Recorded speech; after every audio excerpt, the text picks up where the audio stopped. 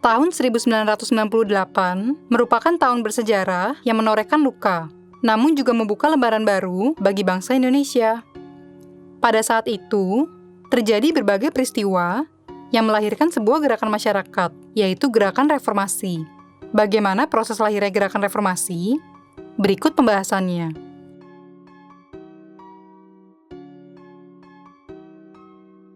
Gerakan Reformasi merupakan gerakan pembaruan terhadap sistem politik dan pemerintahan Indonesia akibat ketidakpuasan masyarakat terhadap sistem pemerintahan yang dijalankan pada masa Orde Baru, yaitu selama 32 tahun Presiden Soeharto berkuasa. Melalui gerakan reformasi, masyarakat menginginkan terjadinya perubahan kehidupan bermasyarakat dan berbangsa ke arah yang lebih baik secara konstitusional. Ada 3 alasan yang menjadi latar belakang lahirnya gerakan reformasi, yaitu pembangunan daerah yang tidak merata, adanya praktik korupsi, kolusi, dan nepotisme atau KKN, serta hilangnya kebebasan berpendapat dan berpolitik. Pertama, pembangunan daerah yang tidak merata. Pada masa Orde Baru, Indonesia mengalami kemajuan pembangunan yang pesat, terutama pembangunan infrastruktur seperti jalan, serta fasilitas pendidikan dan kesehatan. Akan tetapi, kemajuan pembangunan tersebut belum dilakukan secara merata, sehingga masih banyak wilayah Indonesia yang terbelakang dan masyarakatnya berada dalam taraf kemiskinan. Kondisi tersebut terjadi karena Presiden Soeharto menggunakan sistem pemerintahan yang bersifat sentralisasi. Sentralisasi adalah penyatuan segala sesuatu ke suatu tempat atau daerah yang dianggap sebagai pusat. Karena pusat pemerintahan Indonesia berada di DKI Jakarta yang terletak di Jawa, pembangunan lebih banyak dipusatkan di Jawa, khususnya Jakarta. Padahal, pendapatan negara juga banyak yang berasal dari wilayah luar Jawa, misalnya dari Kalimantan, Sumatera, dan Papua. Akan tetapi, karena wilayahnya jauh dari pusat pemerintahan, pembangunan kurang diprioritaskan di wilayah tersebut. Kedua, praktik korupsi, kolusi, dan nepotisme. Perekonomian Indonesia pada masa Orde Baru mengalami peningkatan pada pendapatan per kapita atau pendapatan rata-rata penduduk. Contohnya, pada tahun 1980-an, pendapatan per kapita Indonesia hanya sekitar $600 Amerika Serikat. Namun, pada tahun 1990-an, pendapatan per kapita Indonesia meningkat hingga $1.300 Amerika Serikat. Kebijakan pemerintah Orde Baru yang terlalu fokus pada pertumbuhan ekonomi ternyata memicu terbentuknya mentalitas dan budaya korupsi, kolusi, dan nepotisme atau KKN di kalangan pejabat. Korupsi merupakan kegiatan penyelewengan atau penyalahgunaan uang negara, baik perusahaan, organisasi, atau yayasan, untuk kepentingan pribadi maupun orang lain. Kolusi merupakan persekongkolan atau kerjasama rahasia untuk maksud tidak terpuji. Sementara itu, nepotisme merupakan kecenderungan untuk mengutamakan atau menguntungkan sanak saudara sendiri, terutama dalam jabatan dan pangkat di lingkungan pemerintahan. Contohnya, masyarakat yang ingin bekerja sebagai pegawai negeri sipil atau PNS, atau yang sekarang disebut sebagai aparatur sipil negara atau ASN, pada masa pemerintahan Orde Baru akan mudah diterima apabila memiliki kerabat atau saudara yang bekerja di pemerintahan. Apabila tidak memiliki kerabat atau saudara di pemerintahan, maka akan dikenakan biaya administratif tinggi dari oknum-oknum tertentu yang memanfaatkan jabatannya untuk kepentingan pribadi. Ketiga, hilangnya kebebasan berpendapat dan berpolitik. Selain menjalankan pemerintahan secara sentralisasi, pemerintah Orde Baru juga cenderung melaksanakan kebijakan secara otoriter. Dalam politik, pemerintahan otoriter merupakan kekuasaan politik yang terkonsentrasi pada pemimpin. Otoritarianisme atau paham politik otoriter adalah bentuk pemerintahan yang bercirikan pada penekanan kekuasaan hanya pada negara atau pribadi tertentu tanpa melihat derajat kebebasan individu. Oleh karena itu, pemerintah tidak memberikan banyak ruang demokrasi atau kebebasan rakyat untuk berpartisipasi penuh dalam proses pembangunan. Salah satu contoh bentuk otoritarianisme pada masa Orde Baru adalah penyusutan partai politik menjadi 2 partai politik dan golongan karya.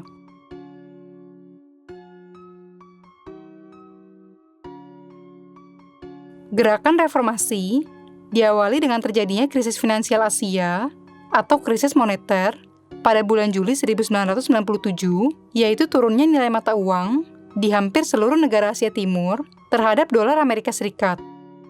Selain Indonesia, krisis juga terjadi di Thailand, Korea Selatan, Hong Kong, Laos, Malaysia, dan Filipina. Turunnya nilai rupiah menyebabkan jatuhnya bursa saham Jakarta, serta runtuhnya perusahaan-perusahaan besar di Indonesia, sehingga terjadi gelombang besar pemutusan hubungan kerja atau PHK, dan melambungnya harga kebutuhan pokok. Selain permasalahan ekonomi, gerakan reformasi juga dipicu oleh rasa tidak puas masyarakat terhadap berbagai kebijakan pemerintah yang bersifat sentralisasi, serta semakin banyaknya praktik KKN yang dilakukan oleh para pejabat pemerintah. Masyarakat semakin kecewa ketika pemilihan umum legislatif pada tanggal 29 Mei 1997 dilakukan hanya untuk memperpanjang masa pemerintahan Presiden Soeharto. Para mahasiswa melampiaskan kekecewaannya dengan melakukan demonstrasi di kampus-kampus. Akan tetapi, setelah tanggal 10 Maret 1998, yaitu saat Soeharto kembali dipilih sebagai presiden untuk periode ke-7 dalam sidang umum MPR, mahasiswa mulai melakukan aksinya di luar kampus dan mengeluarkan tuntutan sebagai berikut ini. Menurunkan harga 9 bahan pokok atau sembako, yaitu beras, gula pasir, minyak goreng dan mentega, daging sapi dan ayam, telur ayam, susu, jagung, minyak tanah, dan garam beriodium. Menghapuskan praktik monopoli. Monopoli merupakan situasi pengadaan barang dagangan tertentu, baik di pasar lokal maupun nasional, sekurang-kurangnya sepertiganya dikuasai oleh satu orang atau satu kelompok, sehingga harganya dapat dikendalikan. Menghapus praktik KKN, terutama di pemerintahan dan perekonomian. Menuntut pergantian kepemimpinan nasional, yaitu Presiden Soeharto turun dari jabatannya. Pada tanggal 12 Mei 1998, 4 orang mahasiswa dari Universitas Trisakti yang berlokasi di Jakarta Barat tewas tertembak peluru aparat keamanan saat sedang melakukan aksi demonstrasi. Keempat mahasiswa yang tewas dan mendapatkan gelar pahlawan reformasi tersebut adalah Elang Mulia Lesmana, Heri Hertanto, Hafidin Rohan, dan Hendriawan Si. Peristiwa penembakan tersebut hingga saat ini masih dikenang sebagai peristiwa tragedi Trisakti. Peristiwa Trisakti kemudian menyulut kemarahan rakyat, sehingga terjadi kerusuhan yang dikenal dengan Kerusuhan Mei 1998. Kerusuhan tersebut terjadi pada tanggal 13 hingga 15 Mei 1998 di berbagai wilayah Indonesia. Tetapi, yang terbesar terjadi di Kota Medan, Sumatera Utara, Kota Solo, Jawa Tengah, dan Ibu Kota Jakarta. Kemarahan masyarakat menyebabkan terjadinya penjarahan dan pembakaran gedung dan kendaraan, serta menewaskan ribuan orang. Setelah kerusuhan mulai mereda, tanggal 14 Mei 1998, mahasiswa di seluruh Indonesia melakukan demonstrasi besar-besaran dan mulai menduduki beberapa gedung pemerintahan, baik di pusat maupun daerah. Puncak pendudukan terjadi pada tanggal 18 Mei 1998 saat mahasiswa dari seluruh perguruan tinggi di Indonesia berhasil menduduki gedung DPR MPR di Senayan, Jakarta Pusat.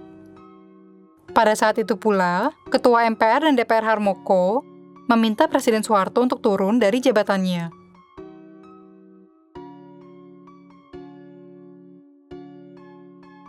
Pada tanggal 18 Mei 1998, Presiden Soeharto melakukan pertemuan dengan 9 tokoh masyarakat dan tokoh agama, yaitu Malik Fajar mewakili Muhammadiyah, Abdurrahman Wahid atau Gus Dur mewakili Nahdlatul Ulama, Ahmad Bagja, MH Ainun Najib atau Cak Nun, Ali Yafi, Ilyas Ruhyat, Maruf Amin, Sutrisno Mudam, dan Nurkolis Majid atau Cak Nur.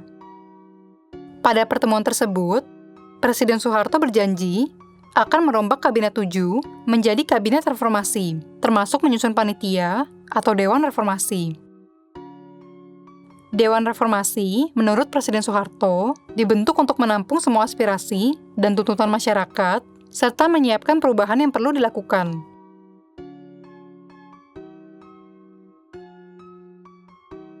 Mendengar akan adanya perombakan kabinet, para menteri yang berada dalam Kabinet 7 kemudian menyatakan pengunduran dirinya dan menolak bergabung, baik dalam Dewan Reformasi maupun susunan kabinet yang baru. Tercatat ada 14 menteri yang mengundurkan diri, yaitu sebagai berikut. Menteri Negara dan Perumahan Rakyat, Akbar Tanjung. Menteri Transmigrasi dan Pemukiman Perambah Hutan, A.M. Hendro Priyono. Menteri Negara Koordinator Bidang Ekonomi, Keuangan, dan Industri, Ginanjar Kartasasmita. Menteri Perhubungan Indonesia, Giri Suseno Hadiharjono. Menteri Pangan, Hortikultura, dan Obat-obatan, Haryanto Danutirto. Menteri Pertanian, Justika Baharsyah. Menteri Pertambangan dan Energi, Kuntoro Mangkusubroto. Menteri Pekerjaan Umum, Rahmadi Bambang Sumadijo. Menteri Negara Riset dan Teknologi, Rahadi Ramlan. Menteri Koperasi dan Pengusaha Kecil, Subiakto Cakrawedaya. Menteri Negara Investasi, Sanyoto Sastrowardoyo. Menteri Kehutanan dan Perkebunan, Sumahadi. Menteri Tenaga Kerja, Theo L. Sambuaga. Menteri Negara Pendayagunaan Badan Usaha Milik Negara, Tanri Abeng. Surat pengunduran diri 14 Menteri Kabinet 7 tersebut diterima oleh Presiden Soeharto pada tanggal 20 Mei 1998 di malam hari.